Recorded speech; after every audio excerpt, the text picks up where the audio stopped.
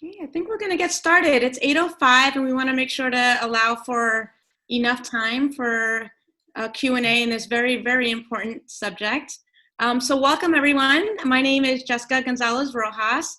I am a candidate for New York State Assembly in the 34th Assembly District. And I'm really grateful for the opportunity to present this webinar on housing and knowing your rights, particularly on this day, which is April 1st. Which is often the date that rent is due or mortgage payments are due. As mentioned, my name is Jessica Gonzalez-Rojas. I'm running for New York State Assembly because I care deeply about ensuring that everyone has the resources that they need to thrive. And in this moment with coronavirus hitting, we quickly shifted our regularly scheduled campaign events to make sure we focus on two things. We focused on conducting phone banks every single night to check in on our neighbors, to offer mutual aid support. And that's something that we are asking folks to continue to help us reach all our neighbors. We've already reached over 1,000 folks, but we have many, many more to go. So we're doing phone banks every night, and you could sign up through our website at votejgr.com/phone bank. And we'd love for you to join us to support and reach our neighbors and make sure that everyone's getting the resources that they need in this moment. We've also moved from hosting sort of town halls and events that we would have hosted regularly to moving to a virtual platform, which is what we're doing right now. So we're hosting virtual webinars on a series of topics that impact our district. And we've already held one specifically about the coronavirus. We held one on homeschooling and remote learning for our kids who are transitioning to that platform. We talked about managing mental health concerns and ways to recognize the symptoms and address that. And we've looked at also having a cooking class and finding ways to use the food that you may have in your pantry to make delicious meals. And many of these have been hosted by experts in our community. So I'm really proud of the wealth of knowledge that we have in our own neighborhood in order to uplift the resources that we all need. And if you missed any of them, they're all posted online on our website, votejgr.com/coronavirus.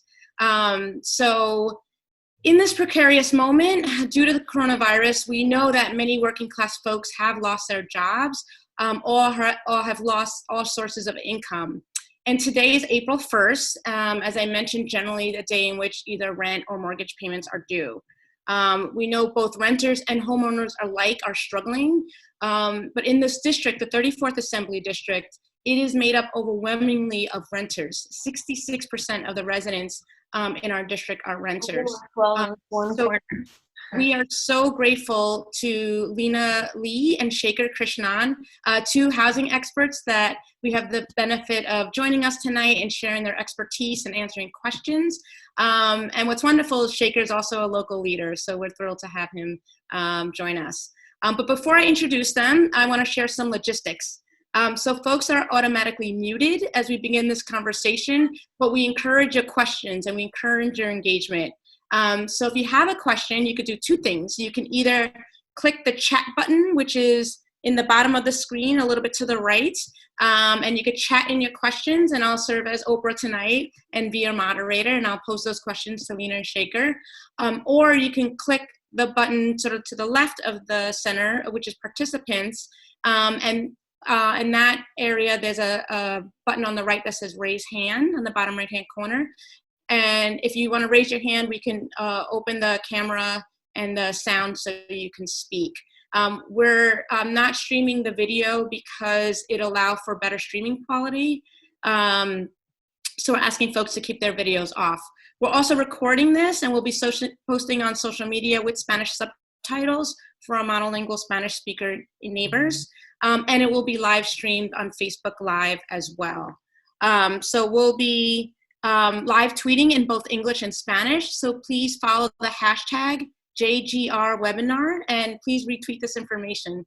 And we'll be wrapping up by 9 o'clock, but we'll make sure again to post a video for those who are unable to join. So with that, I'm really thrilled to introduce Lina and Shekar Krishnan, who are two of the three co-founders of a legal services organization established and led by people of color to fight for low-income tenants and community coalitions in some of the most gentrified neighborhoods in New York City, especially in Brooklyn and Queens. Its mission is to promote racial, gender, economic, and social justice, advance civil and human rights, and defend and preserve communities of color under an organizing and affirmative litigation model on behalf of tenant associations. Lina and Shekar have extensive experience representing tenants and working with organizers in protracted struggles against harassment by landlords, systemic housing discrimination, and discriminatory rezoning in the city. So I'm thrilled to have them both with us, and I'm going to turn it over to Shekar to get us started. So thank you, Shekar. Oh, you're on mute. Can you hear me now? Yes. Okay, great. Thanks so much, Jessica. And thank you so much for hosting this discussion too. It's a critical moment right now, an urgent moment for tenants. And Lina, I think I speak for Lina and I both to say that we're very glad to be having this conversation because this is a critical issue, not, of course, for everyone in New York City, but especially right here in our neighborhood too of Jackson Heights and in this area of Queens as well. You know, housing has come to the forefront of New York City's issues of social justice, policy, and what is on the ground, affecting especially low-income people of color. But that's now taken to a new level. I mean, we've seen so many communities that are gentrifying so fast, and landlords, especially in cases that Leon and our colleagues have worked on, taking sledgehammers to their buildings, destroying them, vacating them overnight, engaging in some of the most pernicious forms of harassment. That was already going on throughout the city and is changing the landscape of the city so much and displacing in particular some of our most vulnerable communities, our immigrant communities, our undocumented communities, and those who are poor and for whom these neighborhoods have been home for so many years. That has now been so exacerbated by what's happening during this crisis right now. And just to illustrate the point, before getting on the Zoom right now, I was just speaking with a family in Queens, entirely Spanish-speaking family that have no gas, water, electric, or hot water or electric right now. And the entire family is suffering from coronavirus. And the landlord has cut all their services in retaliation. This has been going on for some time, but now they're all sick at home and have no services. And I've seen a lot, but this really rocked me to know what they're going through and the palpable fear they had that they could be evicted from their homes because the landlord was threatening to do so. Now, we have all of these, and some of the things we're going to talk about tonight are two things. One, what are the rights that tenants have generally, but especially in this time right now? And two, what is going on both at a court level and a legislative level to protect tenants? So many families right now, for weeks now, have been struggling to figure out how to either use the money they have to put food on the table or to pay their rent. Today is April 1st, and that decision now has become very real for so many families who are struggling anyway to pay their rent, but right now they've lost their jobs or they're sick and simply have no ability to, like the family I was just speaking to that has no income whatsoever to pay. All of a sudden, these questions are so much more urgent. It's important in these situations for tenants and homeowners in particular to be informed and educated on what our rights are and what we can do to protect ourselves in these situations, because there's also a lot happening on the legislative level. I know, and we'll get into it too, there's been discussions of mortgage freezes, rent or evictions moratorium, a big push that we're making to cancel rents during the time of this crisis. But there's so much happening. Some stuff is clear, some isn't. But the bottom line is, in situations like these, if tenants don't know what is going on, what the laws are that are being passed or that we're trying to pass, if that's not communicated to what's happening on the ground level, then those laws and policies aren't worth more than the sheet of paper they're written on.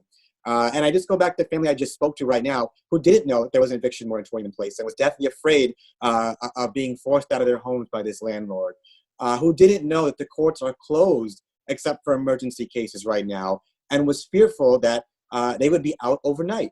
Or who thought that the landlord could just come and change the locks or force them out.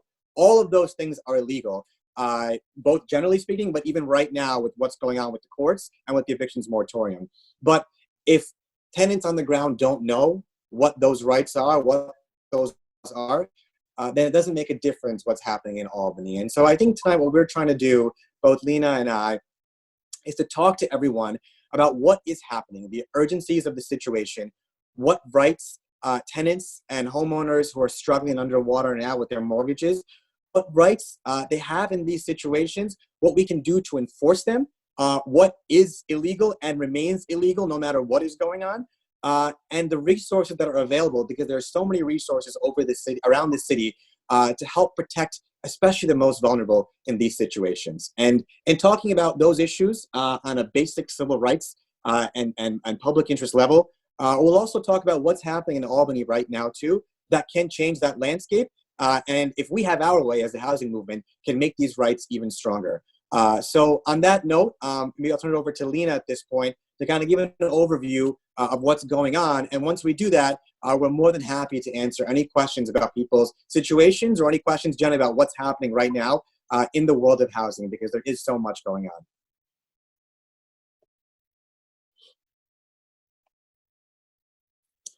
Hi, good evening, everyone.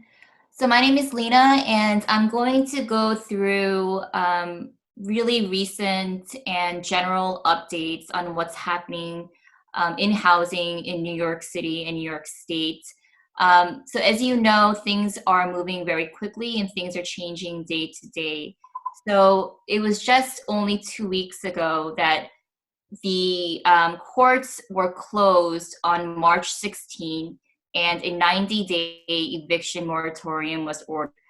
So what that means is that landlords can no longer file a new eviction case to evict a tenant starting from March 16th up until June 20th. So what that means also is that if you are not able to pay rent within those 3 months, the landlord cannot bring a case against you in court. For cases that were pending in housing court before the moratorium took place, those cases were adjourned and they will not be heard. Only one part of the housing court will remain open, which is only for emergency cases. Eviction cases do not qualify as emergency cases. The only cases you can bring now is for illegal lockouts and for any dangerous or serious repair violations. So just to go into what an illegal lockout is, as you know, in New York, there is no self-help for landlords. That means that the landlord cannot evict you or constructively evict you, meaning using harassment tactics or shutting off utilities to try to push you out. They cannot lock the doors, they cannot threaten you, and they definitely cannot bring a fake marshal's notice, which we have seen, against you to try to get you to voluntarily move out.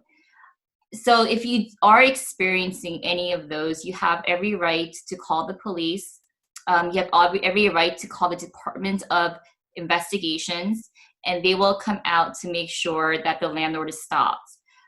You can still go to court, though, and file a case for an illegal lockout. These are considered emergency cases, and judges will be available to issue orders against them. So during this time, though, although cases are not moving forward in terms of evictions, it does not mean that it will be terminated, meaning that once the courts open up again, these eviction cases will move forward.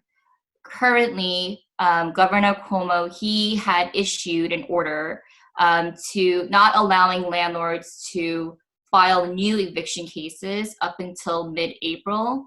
This will probably be extended. If it is not, it does give the landlords opportunity to file new eviction cases starting mid-April. But I do not think that you should be concerned about that, because the likelihood of it being extended is very high. But once the moratorium is over, it does mean that if you did not pay rent starting from March, that the landlord is allowed to bring an eviction case against you. There are many different options and not real solutions available at this time, which is what Shekar was pointing to, which is why we need to advocate to suspend rents in general for all tenants, is that even though it's a short moratorium, it does not mean that you will not be brought into housing court, even though there was a large or huge amount of loss of income, and for a lot of people, a complete loss of income, and you still have to go through the court system to fight it. I think that, going into court during this time, there is a presumption that there would be a loss of income. However, and there are subsidies that can help you. One available subsidy is called the one-shot deal. It is an emergency rent assistance loan program, and it's generally available to those that are of a certain income. And part of the reason why it's implemented is to help those who cannot pay rent currently, but can pay back the loan in the future. It's a very flexible loan program, meaning that there is no set time that you have to pay this loan back. For families with SSI or for children under 18 in general, you do not have to pay back this loan. It's a very temporary and it's for emergency assistance only. There are some criteria you do have to meet, but to get this one-shot deal, you do still have to go through the court system and also get an order from the judge. There are other general measures that were taken to make sure that during this time, families are kept in their homes and there are no problems with utilities. So as you know, during this 3-month time, utility companies have volunteered to not shut off any power, heat, or gas. And what this means is that the bills for these utilities are still owed. But during this time, if you cannot pay it, it cannot be shut off.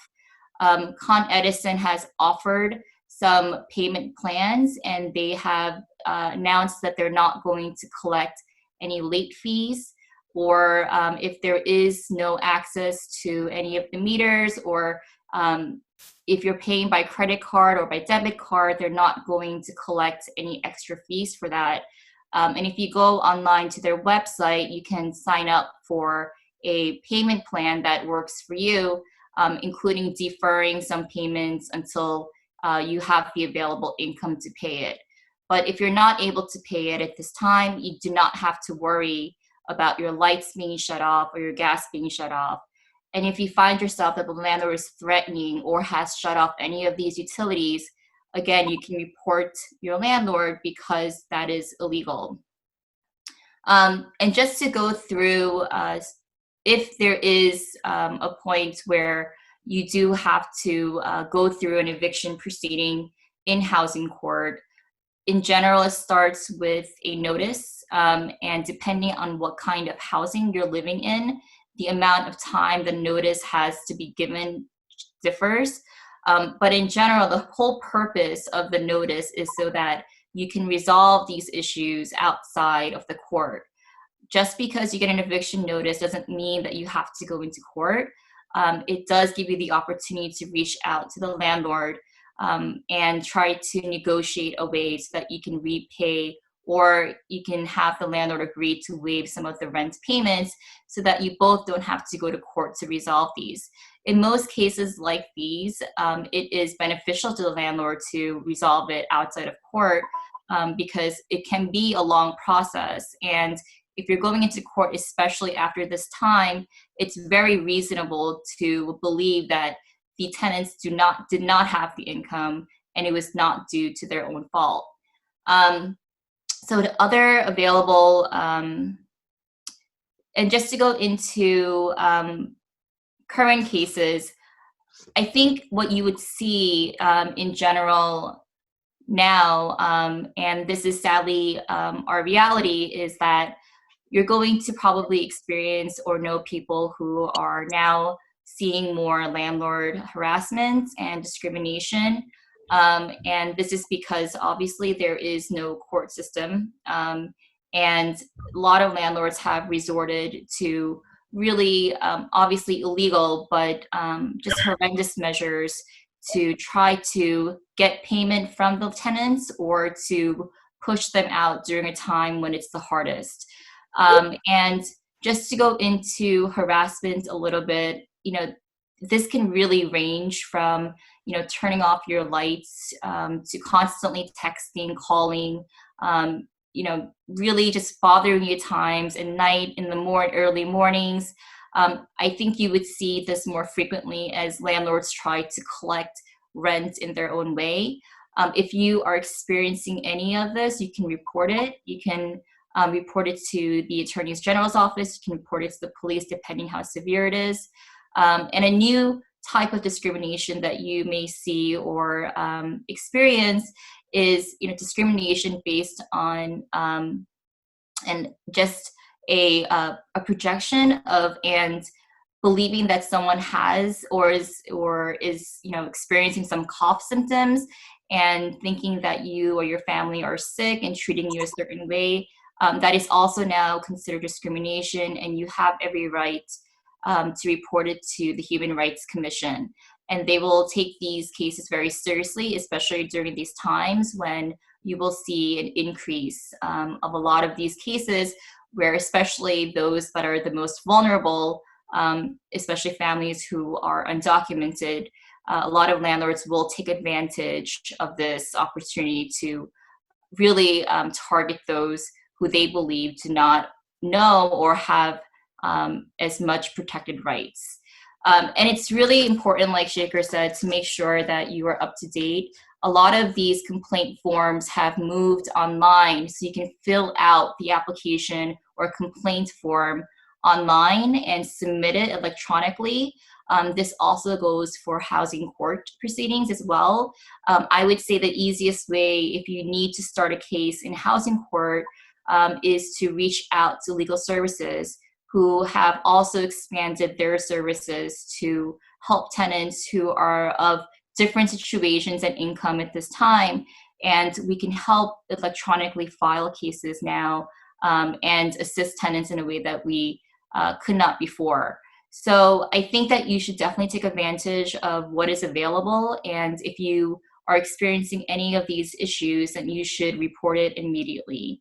As Shekar said, and he can talk a little bit more about it, is that there are some efforts on the state and city level that is trying to, because as I mentioned, the 90-day moratorium is really a Band-Aid. It doesn't really solve the problems, and it's only going to lead to an overload of eviction cases later.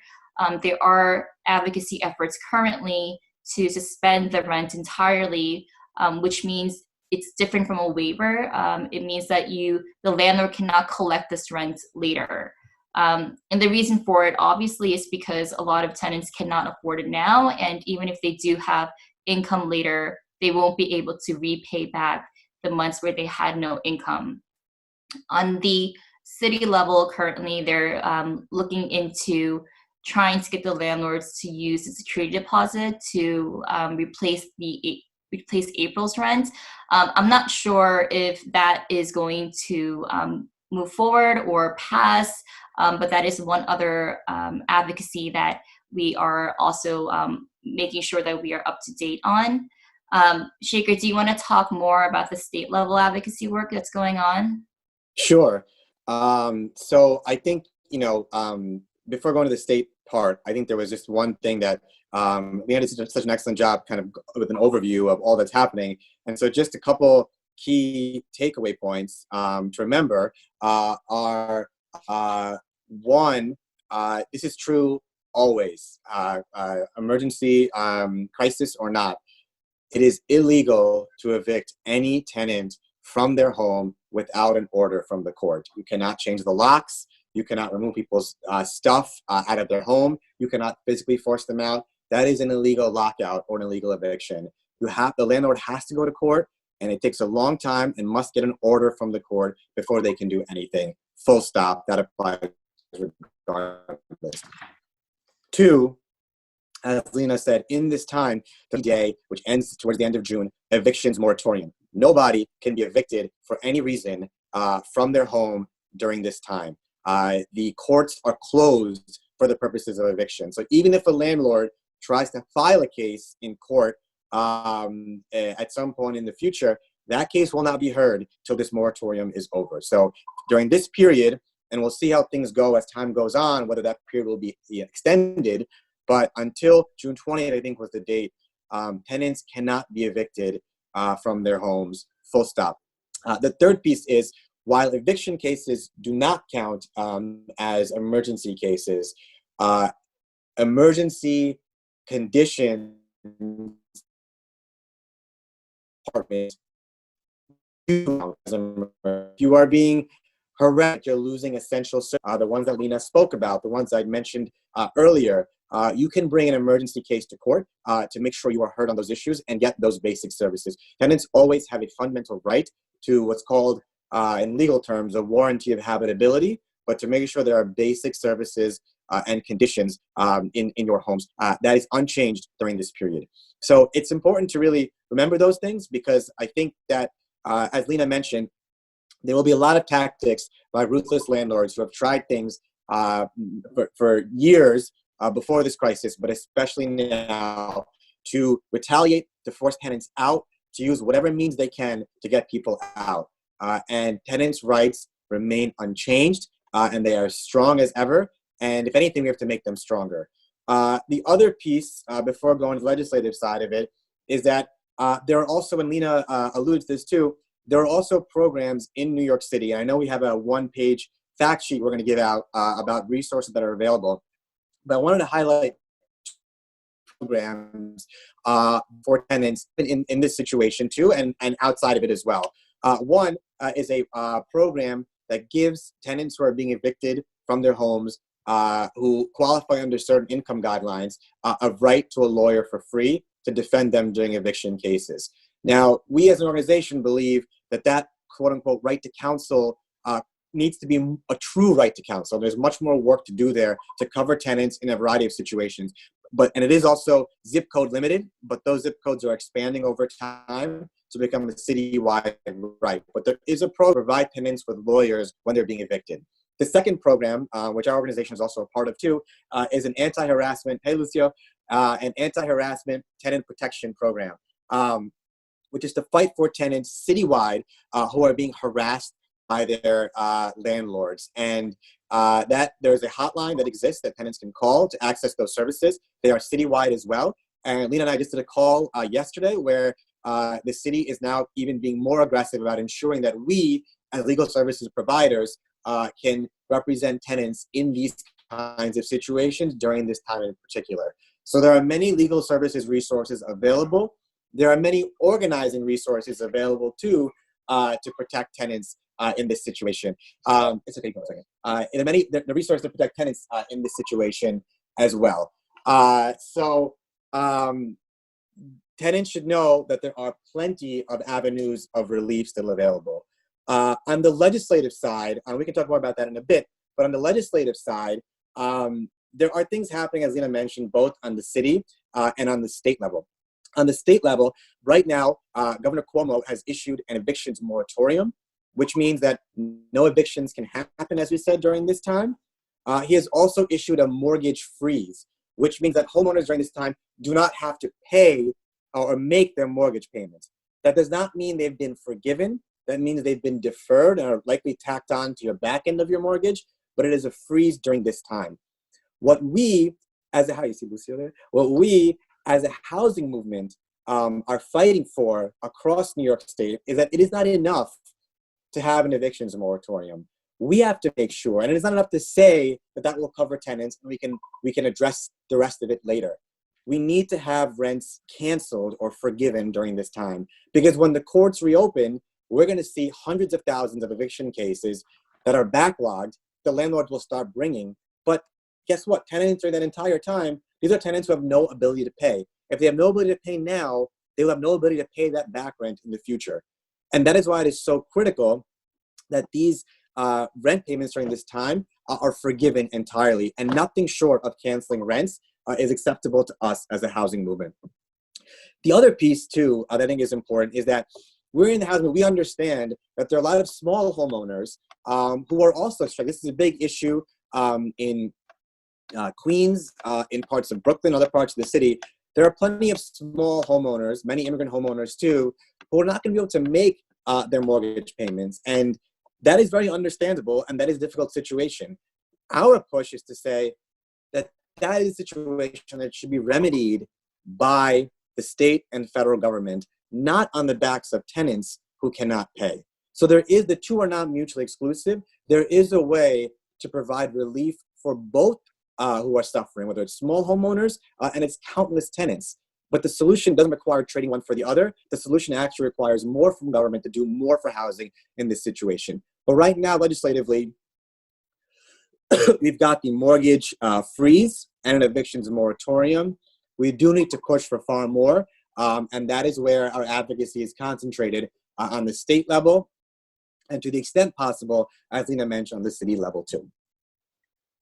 And I'll stop there. And I don't know if Lina, if you want to add anything more on the resources side. Just very quickly before we open it up to questions. So this is going to be very important as the mortgage forbearance applications come out. This applies to only state chartered banks, and starting from April 3rd, these banks are now required to provide to the public these applications that you can find on their website or by email. But I just want to flag three things that you have to watch out for. One is that these only apply again to state chartered banks. So if your mortgage comes from, it's a federal loan or it's supplied by another, not by the state, then what that means is that it wouldn't apply to your mortgage. The second thing is that although the banks are required to provide the opportunity to apply based on hardship, the banks themselves have great latitude on what that actually means. So hardship can mean a lot of things, and one of the difficulties that we have seen is that a lot of banks deny these applications based on very unreasonable explanations. And one of the requirements is that if you are approved for a forbearance, then they have to explain to you step by step on how to actually get it. If you are denied, they have to explain to you why you were denied. And in a lot of these cases that a lot of legal service attorneys actually take on is denied cases that they can bring forth and file a complaint either with the Attorney General or the Department of Financial Services, saying that these were unreasonable reasons and it was actually a hardship and it was the bank that did not follow the guidelines of what was issued. So even if you were denied, I would file a complaint saying that these were not good reasons why it should have been denied. And as you see the application come out, not only do they ask you for all income information, including sometimes you have to include information that you have in other banks as well. I would suggest including an extensive and explanatory hardship letter with it, especially if your loss of income doesn't qualify or check the boxes exactly. I would attach a hardship letter explaining your specific situation, because when the bank denies it, they have to explain why in your situation they have to deny it. Another third thing that you should look out for, not only for this program, but in general these days, is a lot of scams. So if you get an email saying, apply for this loan program, or if you see an email, really just anything that seems a little bit questionable, I would check with the the Department of Financial Services to make sure, or your bank themselves to make sure that it was sent from the correct source. And this applies to any emails that are going around these days. We've seen and experienced a lot of scammers taking advantage of really vulnerable people right now, because they know that, people are looking for any opportunity right now to help their situation. So I would just be on the lookout for that, and double check before you fill out any information, especially involving your credit card or banking, before sending it. So if maybe you want to open up to questions, I think we're ready for that. Great. Thank you both. Thank you, Lina, and thank you, Shekar. So just to ask a question, you can click the chat feature along the bottom and type in your question. I already have a few here that I'll ask.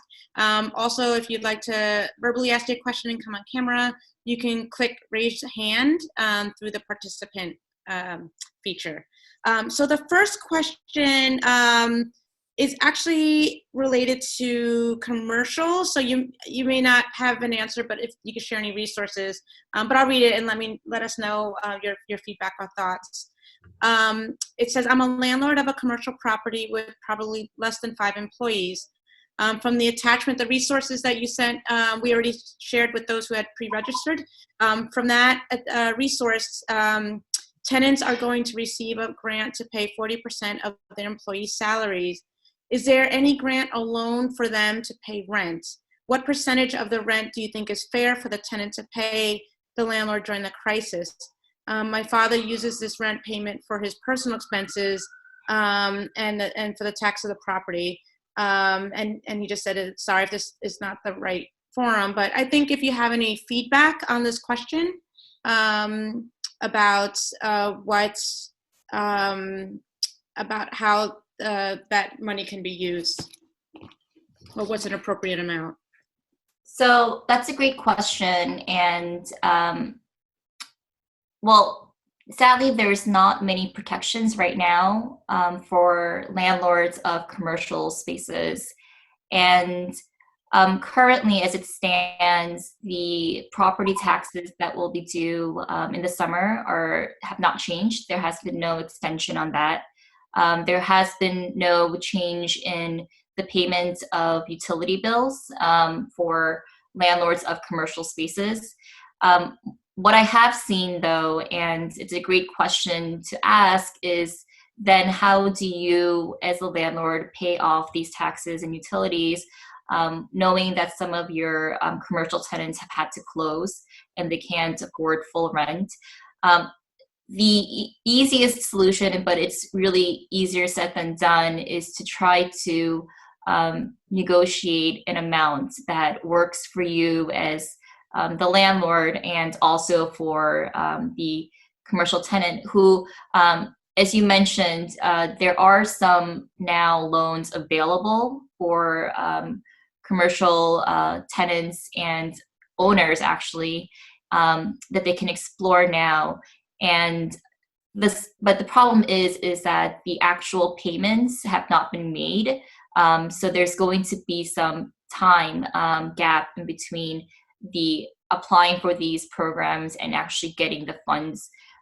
So one thing that you may want to also talk about with your tenants is really a timeline of when to, and maybe a repayment plan that really works for both sides. For small businesses, there are some options available now. One is the one you spoke about, is getting a loan and helping to pay some of the employees.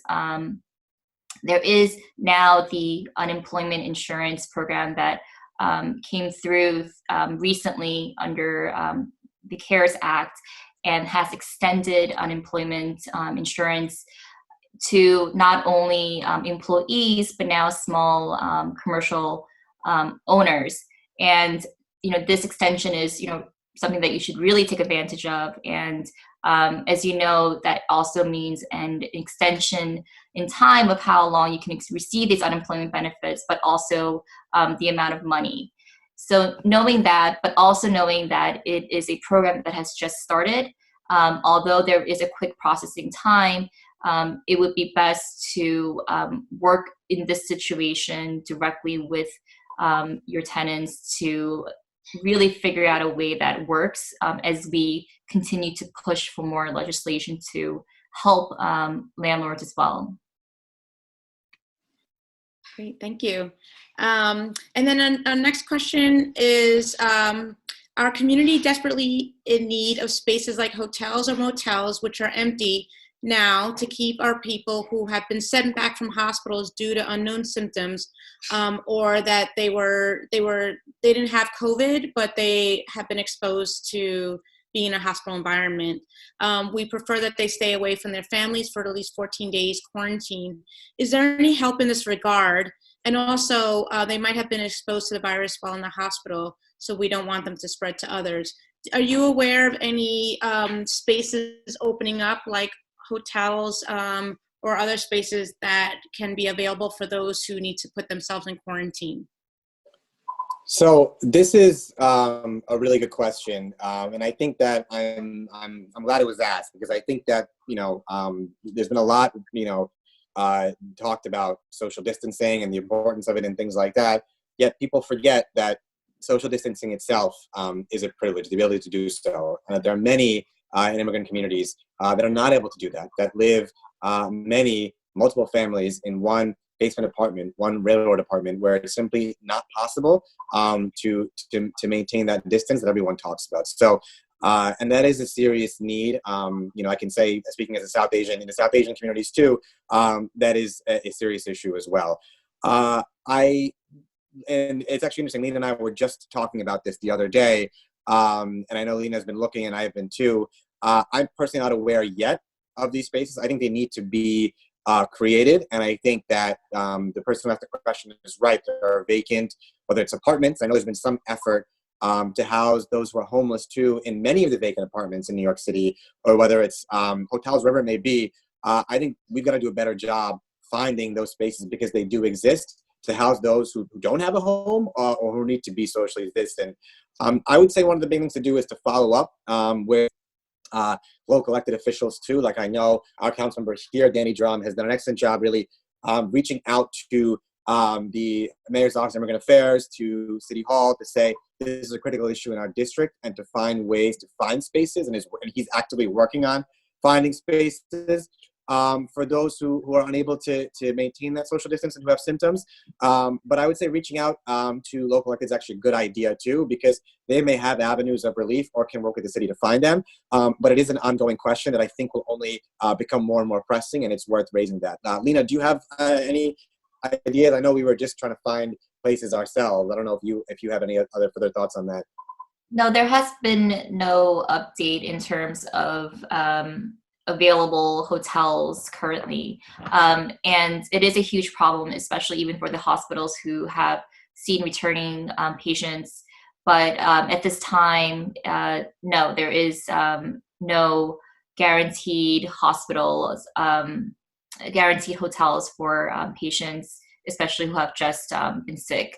And this is something that legislatively has to be addressed very quickly. Yeah, there was a comment that said Elmhurst Hospital has stated that they're gathering spaces for workers. So I can imagine for the workers who have to come back into their homes with their families, like they themselves are putting their families at risk every single day. So it looks like Elmhurst Hospital is trying to figure out a solution, but it would clearly just impact those employees and not the patients who are coming in. So if you learn of any resources, I was gonna say, make sure to maybe let us know so we can continue to promote that. But go ahead, Shekar. Sure. No, I was going to say that's absolutely true. If we want a resource, we can pass it on. And it's absolutely worth it. Individual cases come up to reach out to your local electeds as well, because they may have resources available, or in reaching out to the city to find resources. Because right now, because there's no solution yet, and it's an increasingly urgent issue, hopefully on the individual level, through individual outreach, it may be possible to find some solution. So it is worth pressing. Great, thank you. And just a reminder, we just have 10 minutes left. So if you do have a question, please click the chat button and type it in, or you can click raise your hand. What are ways that we as a community can advocate and push the legislation that you mentioned? What are actions that we can take?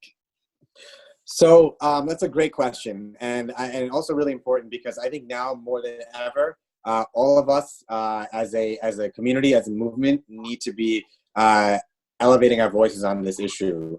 It's I think where things currently stand between budget negotiations and the governor's position on the moratorium, we need to make sure people know the moratorium, especially the governor knows too, that, and legislative leaders, that the moratorium isn't enough. And I think there's been an excellent coalition statewide, which it's worth everyone looking up, called the Housing Justice for All Coalition, that we as an organization are part of too, that is spearheading this advocacy with all of us statewide. And we have a petition that has been going around in two forms. One is through Housing Justice for All. The other is another coalition we're part of called the Right to Counsel Coalition, which, by the way, has had some excellent resources. Both Housing Justice for All and Right to Counsel coalitions have had some excellent shared resources that we've been putting out too, with a lot of Know Your Rights materials for tenants. But also we're all sharing, and we're part of both coalitions, but sharing this main petition that is going out in letters to the governor and also state legislative leaders demanding rent cancellation or suspension of rent. I think everyone's signing on to that, and that's really the main petition to sign on to, is the most critical thing we can do right now, because it's a way to make sure everyone is being heard on this issue. I would say any other platform on social media and otherwise, elevating this issue, there's been a lot of push around. Today, April 1st, has been, in addition to every month being a difficult month for many tenants, now especially rent is due, and people are freaking out about what to do about it. So making a push now to say, these are stories coming out of tenants or myself in this situation. I want to make sure people know about it. This is what I'm struggling with. Any way that we can amplify the stories of people who are really struggling right now and are affected, and also channeling all the activism towards both the Housing Justice for All Coalition and the Right to Counsel Coalition, both of which are online and on every social media platform too, would be a great way to support, because we're trying to build as much pressure as possible, and there will be more actions in the days and weeks to come. Great, thank you. We have a raised hand from Christina. So Christina will unmute you, and if you want to jump on camera, you're welcome to join us. All right. I have a lot of questions, but I suppose I'll limit it to two. So obviously, like, I've been following very closely this fight to ask to suspend rents. In the event that it doesn't pass, what options do we have left as tenants? The other question is, right now, the state is working on the budget. Is this included in that budget? Does this bulk of bills determined by what's being passed in the budget, or does this conversation continue once the budget is passed? So I guess I can do the first one, and at this point, it is essential that we get rent cancellation passed, because without that, and advocacy won't stop.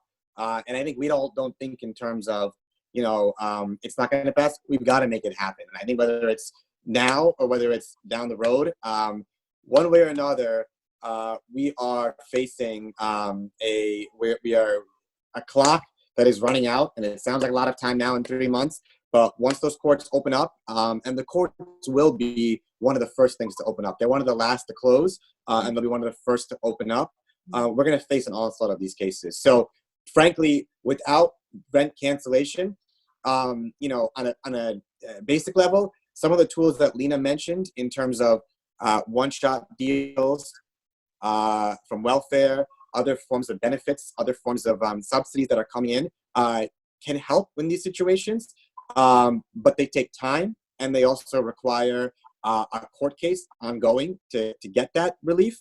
That is there, and so tenants should know that it's available. There are conditions associated with it. So, we'll be back in a world which is what we face every day. Like the vast majority of the clients we have are behind on their rent. They're unable to pay. They lose their job crisis or no crisis, and we're fighting for them every single day in courts. They also have serious conditions in their apartments, conditions where they should not be paying rent or paying a severely reduced rent because of those issues. And so, we haven't touched on this a bit now, but we routinely go on rent strikes with our clients to address problems in the building. We organize the entire building as a tenant association and go on rent strike. All those tools are still available to us. There are still forms of public benefit relief that are available to us, but they are limited in some ways, those forms of public benefit. The tools that we always use are wars against these landlords, and they're still there, but we've never faced something like this before. So we can resort to those tools again, just as we always do. But rent cancellation will help so many people in this situation. So we've got to fight to get that done one way or another and at one point or another. My sense is that it's probably going to be decoupled from the budget. We've been working directly with state legislators now, in particular, Julia Salazar. And, the sense that we get back is that the budget stuff is going on right this moment. There are bills being introduced, but it's unlikely that this will be part of the budget, and it'll probably play out into the future between now and June at some point. So it's all unclear. That timeline may change, and something may happen at the last minute, as it always does with the Albany budget. But there's just so much in flux right now, it's hard to say, which is why we're keeping the push and keeping the pressure on, because we're prepared for a long fight. Lina, do you have any other thoughts on that too? Sure. So just because legally you are still required to pay rent, and we went through the risks of not paying rent at this time and having to deal with it through an eviction proceeding. One of the most common ways that I have seen now is to reach out to the landlord, and obviously all of this has to be in writing because you have to prepare yourself to make sure you document everything. So just reaching out and really coming up with a payment plan together that works. I think landlords expect that tenants will ask for either a complete waiver or a reduction in rent, especially during this time. And I have seen some landlords offer to not collect any rent or agree to a repayment plan that works when tenants have income coming in later. So I think that no matter what you decide to do, I think that you should still prepare yourself in case there needs to be a proceeding later on, and just make sure that anything that you communicate with your landlord is in writing. And if you do come up with a repayment plan, to make sure you have that also in writing and signed by you and the landlord, so that there is no miscommunication or misunderstanding later. Great. Thank you. Well, we're just about at 9 o'clock, so I want to be mindful of time. Thank you all for your questions. Thank you all for joining. Thank you, Lina. Thank you, Shekar, for your wonderful information, your wealth of expertise. And is there a place where folks can reach you if they have questions? Sure. So you can make available our email addresses, and we did provide the one pager that has available on it some hotline resources, but also we are part of the hotline, so a lot of these calls will be referred to us directly as well. But we're happy to share email addresses. Great, thank you. And the last thing I want to mention too is that we are continuing this webinar series, and we want to make sure that we get feedback from you all. The one pagers in the chat that you should see right now, but again, if you signed up in advance, you should have received it, and we'll make sure it gets to everybody. But also, we want folks to participate in a poll and share what you're interested in. We have many, many topics that we have ideas about related to immigration, food security, health and wellness, but we certainly want to make sure that we're bringing topics and issues that you are all really interested in. So there's a link to the survey in the chat box. If you can click that, and after we hang up, you could fill that out. That'd be much appreciated. So thank you again, Shekar. Thank you again, Lina. Thank you all for joining, and have a wonderful, wonderful night. Bye, everyone. Thanks, everyone. Bye. Good Bye. night. Bye.